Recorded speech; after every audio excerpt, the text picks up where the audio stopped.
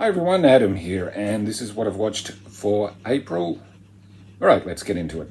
Okay, so on the 8th of April, I watched Winnie the Pooh, Blood and Honey. Here's a synopsis. This ain't no bedtime story. Christopher Robin is headed off to college and he has abandoned his old friends, Pooh and Piglet.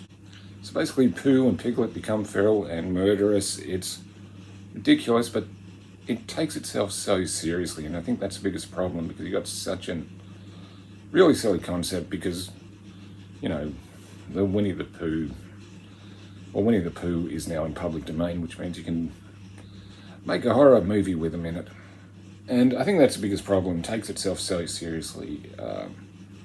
It could have worked if it had a kind of a tongue-in-cheek approach, I reckon. I did not like this at all. And I don't mind cheap horror sometimes. The nicest thing I can say about this version, unlike the Disney version, at least Winnie the Pooh's wearing pants. There's no memorable characters. And, you know, nothing special about it apart from the gimmicky premise. I wouldn't recommend this one. But, as I always say, this is just my opinion. But no, I did not like this one at all.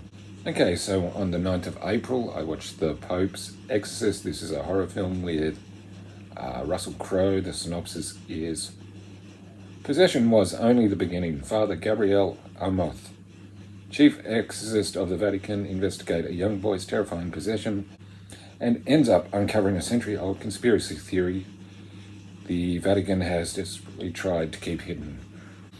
Yeah, so basically it deals with a kid who's possessed by a demon, with Russell Crowe's character and a younger priest trying to do an exorcism. Look, it's not too bad, not great. I did like the setting. It kind of takes place in a Gothic mansion, which gives it kind of an interesting look. But, you know, with a movie like this, you're always going to compare it to The Exorcist. The plot is very similar to an Australian horror film from last year called The Possessed. But yeah, I'd say this falls somewhere in the middle. It's not awful, not great, but it is watchable.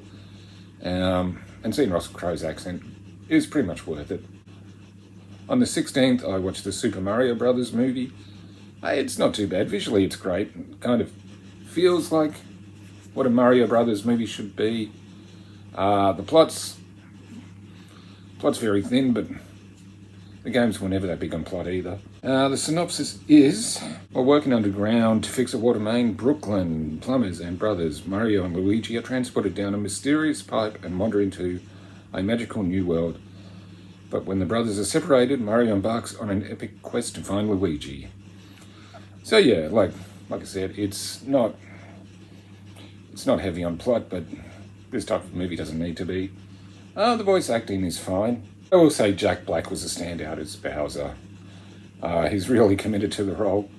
And of course we got the Peaches song out of this. So I'd put it in it's pretty good. On the 21st, I watched Evil Dead Rise, of course, the latest in the Evil Dead franchise. This one's pretty fun, gory. Probably a more serious Evil Dead than, say, Evil Dead 2. And I did like the performances. And the synopsis is: Mommy loves you to death. Two sisters find an ancient book that gives birth to bloodthirsty demons that run amok in a Los Angeles apartment building and thrust them into a primal battle for survival as they face the most nightmarish version of family imaginable. So it basically takes place in one location for the majority of the movie.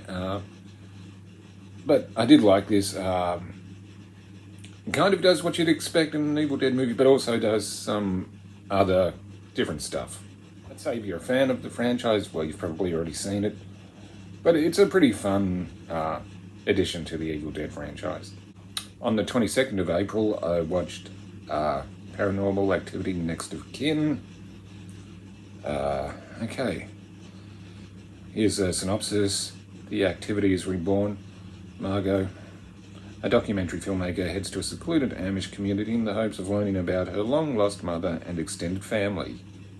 Following a string of strange occurrences and discoveries, she comes to realize the community may not be what it seems.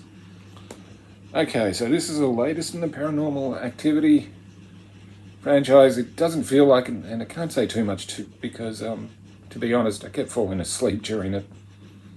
So I can't really say too much, but from what I've seen, maybe that's not a bad thing. I probably will try to give it another go, but, you know, I did like the other Paranormal Activity movies, but, yeah. So I can't really say too much. Like I said, I kept falling asleep during it, but from what I saw, it didn't look that good, unfortunately.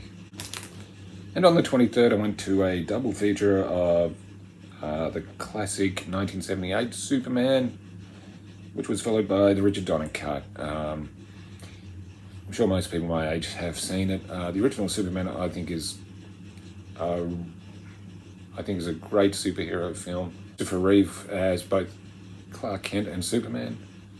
He really does a really good performance. And like the way he changes his posture when he's Clark Kent and then he's Superman, he was one of the best Superman. Sure, some of the effects are dated, but still the performances still hold up. And of course that iconic score from John Williams. I mean, everyone is great in this, from Gene Hackman to Ned Beatty.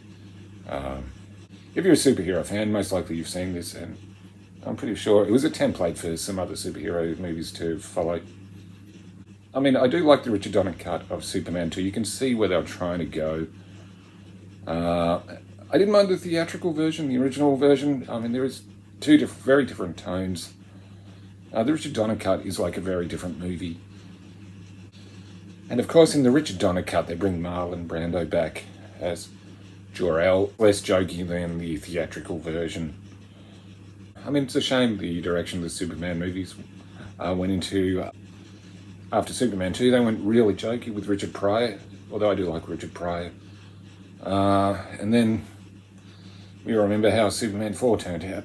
Let us know, have you seen any of these and what do you think? Like, comment, subscribe. I'm Adam, and I'll see you again soon.